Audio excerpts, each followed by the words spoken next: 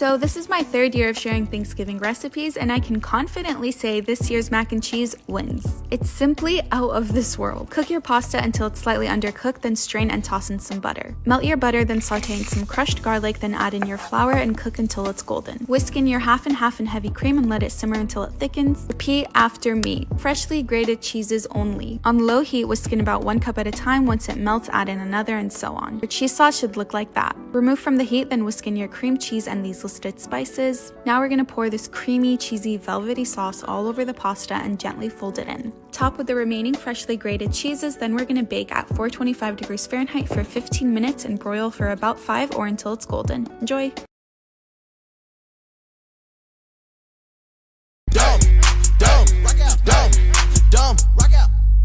I got the Glock on me, lights shining bright on me. I get my drip overseas, I had to stack up my cheese. I got your bitch on her knees, I put on Rockstar jeans.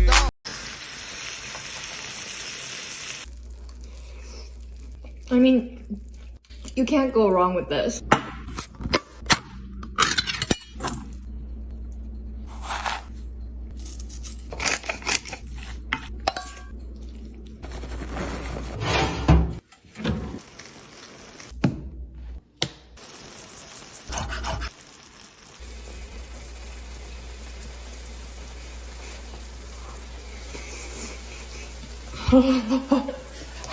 Alright, I'm about to show you how to take your favorite potato chips and turn them into delicious macro-friendly chicken tenders. And don't at me, the cheddar and sour cream baked ruffles are the GOAT chip of all time. Take 40 ounces of chicken breast and cut them into about 2-ounce strips. Then you're going to take your all-purpose flour, eggs, and egg whites, 150 grams of whatever potato chips you choose. You're going to crumble those up, add to a bowl, and then you're going to do the left hand, right hand technique. Left hand into the dry, right hand to the wet, left hand into the dry. Repeat that process till all your strips are done. The left hand, right hand technique is so dope because it avoids your hands becoming this clumpy mess. And then you're going to add as many strips as you can to your air fryer without it being stuffed. Then you're going to air fry on 360 degrees Fahrenheit for 10 minutes. And you're going to flip after 5 minutes. And repeat this process till all your chicken tenders are done, and then enjoy, my friends.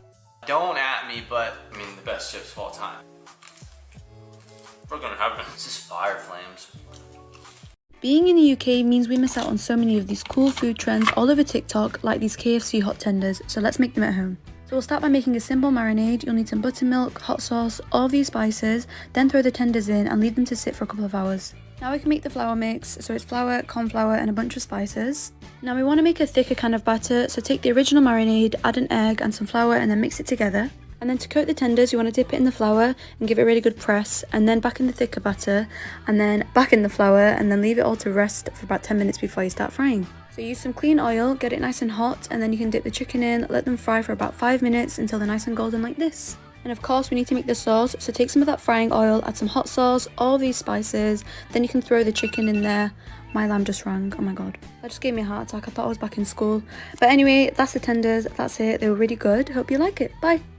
Hey guys, so today I'm going to show you how I make my super crispy fried chicken wraps. We're going to start with a simple marinade, and don't worry if you don't have any buttermilk, you can just use some milk and lemon juice. So cut some chicken breasts into thin strips and let that marinate for a few hours. Now while that's in the fridge, if you want to be a little bit extra like me, you can make some homemade spicy mayo. And then once you've made the flour coating with a bunch of spices, you're ready to dip. Okay, so the trick to getting that crispy flaky coating is to double or even triple dip between the marinade and flour, and then leaving it to sit for about 5 minutes so it doesn't come apart when you're frying. And then once the oil is hot enough, you want to fry them for about 5 or 6 minutes until they're nice and golden like this. And then you can just make the wraps, so fill your tortilla, add some sliced cheese, then wrap it up like I'm showing you here. And then obviously you want to toast it and melt the cheese, so fry it on a pan on both sides and you're done. Just look at how cheesy that is. Honestly, you guys need to try this. And head over to my Instagram if you want to see how you can make these without frying.